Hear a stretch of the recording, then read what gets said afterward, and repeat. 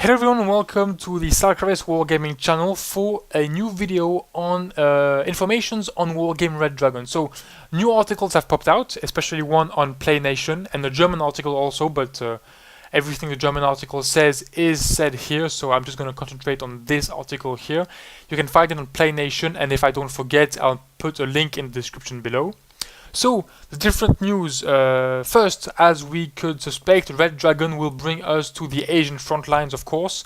We've got new nations, China, Japan, North and South Korea. Very, very nice. The time frame has been moved up, since factions like China would have been made only of spammy, very cheap units, so the time frame has been moved up a decade to make sure they have the at least some decent units. So as we go on in the article, they say that the first thing you notice during the presentation is the map, dry, almost desert, with a nice coastline, a large portion of the map being a bay. It was clear we were not in Europe, and the amount of water hints the possibility of ships, and indeed, navies will be brought to the world of Wargame. So the presentation included small patrollers, but it was mentioned that the range of ships will be much bigger. What is certain is that carriers and submarines were not going to be included in the RTS part of the game. They will be kept in the turn-based strategic campaign, but not in the RTS part. It's pretty logical if you think about it.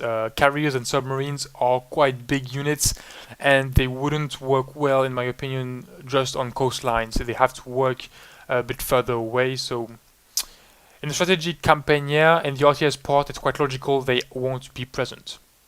So that's pretty nice. Then the campaign also will be updated. You will be able to customize the battle groups.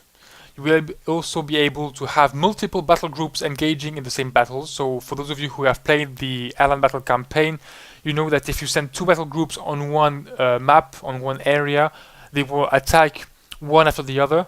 So apparently this won't be the case anymore. They will be able to attack together. Also, we will be able to play different modes for the campaign. Well, that's the idea right now. It will depend on the popularity of the current game modes in Allied Battle. Just to remind you guys, the new Conquest mode has been released with the last DLC for Allied Battle, and a modification of this Conquest mode is available in a beta version of the game. So to test different things, including a constant income for both teams, instead of having to capture sectors to have income. I think that depending on the popularity and the return of gamers on this new Conquest game mode, we will have game modes for the Red Dragon campaign or even multiplayer. Also, the engine had to undergo a few changes. So, for instance, we have of course, because including ships is a big deal. And it says that it looks really fun to see a patrol ship zigzagging up through a fleet of other boats without them colliding at any point. It's pretty funny. He says explicitly that colliding because, I just keep thinking of different games with boats that just keep clipping into each other. So then Land and Sea. Also added was the capability for amphibious assaults. So added to boats, we've got amphibious assaults.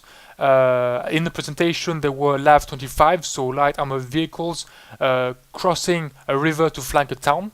Pretty nice. With the addition of the new factions, including the naval assets of the factions, total amount of units in the game will be around 1,200. So 1,200. Pretty nice.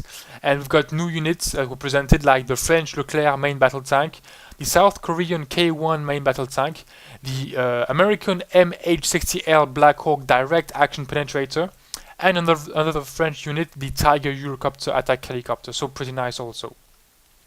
The maps also will have a rehaul with the terrain. For instance, the previous game had clear parts between two pieces of terrain with different evaluations. In Wargame Red Dragon, there will be a much more realistic feel to the game, to the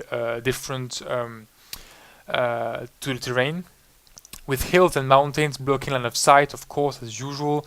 Some terrains will be dominated by infantry, others by light vehicles, and so on and so forth. We are used to that, but the big news is much more realistic terrain with much less graduation and, well, artificial, if I may say, relief. So, big changes also to the UI.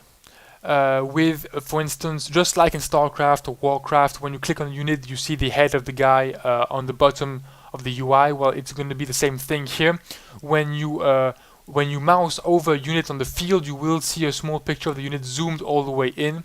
This is to help players learn the new faction units, especially with the Chinese, well, the Asian units. Most players are familiar with the European and Pact units, but well, NATO and Pact, but Asian a bit less, so apparently it's there to help players, which is pretty nice. Origin System is also working on different updates for the engine. So for instance, he asked about day and night cycles, and well, apparently it's not sure it will be in, but they are testing it right now, or they want to test it actually. They are working on to see if they can implement it. That's it. But it brings several new problems, of course. It will alter the gameplay a lot, and the issues caused by dynamic lighting effects from up to 20 player units would be severe, so they are still testing it. So to conclude this article, it explains that 500,000 units of Wargame have been sold.